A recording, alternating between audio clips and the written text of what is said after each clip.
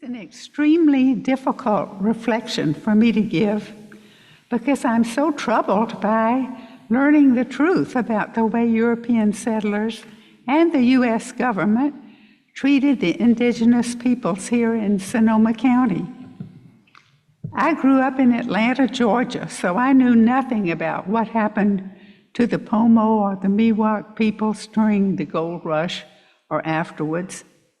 Many of you know much more about it than I do, which makes me a little humbled to stand up here. Then I realized that I know even less about my own British ancestors who arrived in Virginia about 1650 in their own ship with a grant from the king, how they treated Powhatan's people and all the others whose land they took. All I was told was that I am related on my father's side to Pocahontas, the Indian princess who saved John Smith's life, which always made me feel proud because she was so brave. I learned much later that she married an Englishman named John Rolfe, who took her to England, where she was received by royalty and where she had a son who grew up and came back to Virginia to raise tobacco and become part of my Randolph family tree. But I digress. The point is, I cannot judge what happened here in California without acknowledging that my own ancestors were certainly not innocent. And until I started some serious research to prepare for this reflection, I still had a childlike view of indigenous people and what happened to them. What happened to them is not a pretty picture and it's very hard to take. I had already gone through a similar process years ago in regard to the caste system in which I grew up in the South, and I have worked hard to rid myself of racist conditioning. But the silence and thus my ignorance about white treatment of indigenous people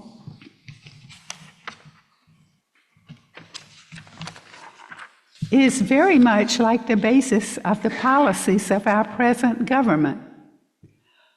Why was this history erased? And why is it being erased now? I think it's because it's impossible to believe in white supremacy if you really know how white people have treated not only the indigenous people, but also all people of color. You have to erase that history to maintain the myth of white supremacy.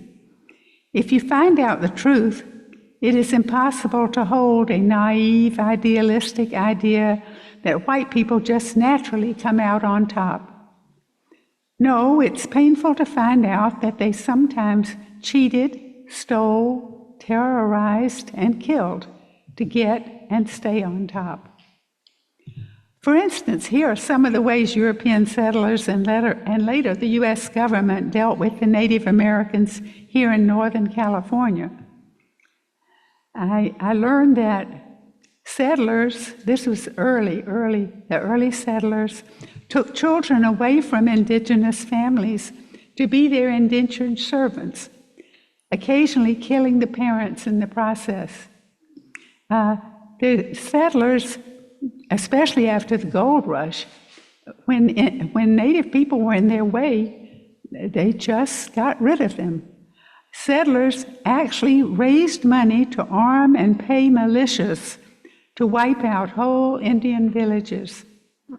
And there have always been people who did terrible things thinking that they were doing good things, like taking little children away from their families and putting them in boarding schools to be civilized. Our government was also heartless. In the early 1850s, the U.S. government extinguished Indian title to almost all land in California, leaving the Miwok and Pomo landless and without rights. This pattern was repeated in 1958 when Congress passed the California Rancheria Act, which terminated 41 Indian rancherias, leaving the Pomo and Miwok people of the Grayton Rancheria not only landless, but also no longer federally recognized tribes of American Indians. So they didn't have any tribal rights, and on and on and on.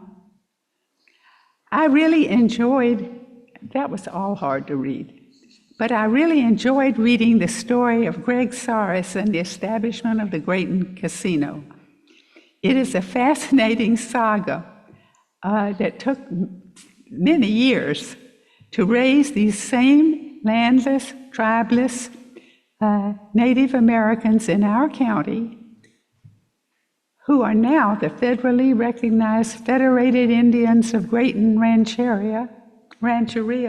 I had to ask Carlos how to pronounce Rancheria. That shows you how educated I was about this area. He was the leader of getting this group to establish the casino, and they've made it's a gold mine. They've got great wealth, considerable power, and also a remarkable amount of generosity. Another thing our present government is trying to erase is the resiliency and amazing persistence and success of those whom white people have been trying to keep down. If you can erase the strength and successes of Native peoples and people of color and women and LGBTQ people, you can continue to believe that only white men are capable of managing our economy or leading our armed forces. However, I don't think they can erase the financial success of the Grayton Casino and 75 other Indian-owned gambling casinos in California.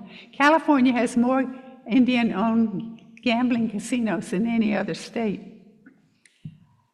And let us resist erasure. We can learn more about Indigenous people and cultures and support their efforts to reclaim their heritage and sacred lands. Let us be humble enough to acknowledge our injustices in the past and respect those people we have wronged. Let us be generous-hearted enough to honor their successes and recognize that we have always been a multicultural nation, all of whose people deserve our acceptance, justice, and respect.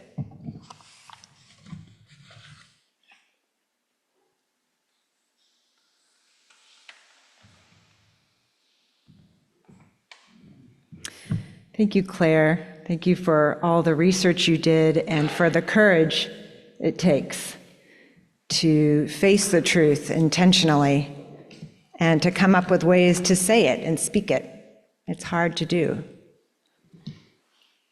Like Claire, I can trace my ancestry back to the first generation of English settlers on this continent.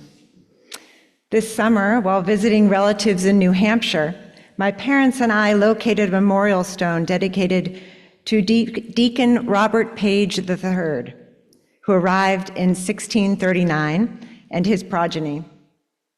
The imposing boulder is one of some 30 others that circle the Hampstead Town Green in honor of the, quote, proprietors and founders of the town. As I walked the perimeter of the green, reading the English family names on the giant stones, I wondered about the people these founders and proprietors displaced. Who were they? What were their names? What were their stories, their hopes and dreams? It was easy to find the memorial to my ancestors. Their claim to the land had been prominently preserved in stone for perpetuity. But what of the Pennacook and Abenaki people who preceded them, tending the land and raising their families from time immemorial in that place? The people who had already made the land habitable. Their history is invisible to the public eye, much harder to find by design. I haven't researched it yet, but I'm planning to. I have so much to learn and to unlearn, so much to remember, to piece back together the true story of who I am and where I come from, of who we are as a people, past and present. We all have so much to learn and to unlearn, so much to remember of the land itself, parceled out as it is, fenced off, paved over, poisoned and possessed. We all have so much to piece back together, to make whole. On this Indigenous Peoples Day, I hope you will consider how you might engage in active remembrance too. Here are just a few ideas. Tomorrow there is an Indigenous Peoples Day celebration at Santa Rosa Junior College from 11 to 3. Maybe some of you can go together. You can read a book about Indigenous history like Clare and I did, preferably a banned one so we can resist erasure. Or check out the many resources and learning opportunities available through the Redbud Resource Group at redbudresourcegroup.org. And mark your calendars for the Beyond Land Acknowledgement workshop right here at UUCSR on November 16th after the service. Or you can join me and anyone else who wants to visit the California Indian Museum in Santa Rosa when renovations there are complete, probably in a little over a month or so. Stay tuned for that date. And let's all share with each other opportunities for being in solidarity with our Pomo, Miwok, and Wapo neighbors.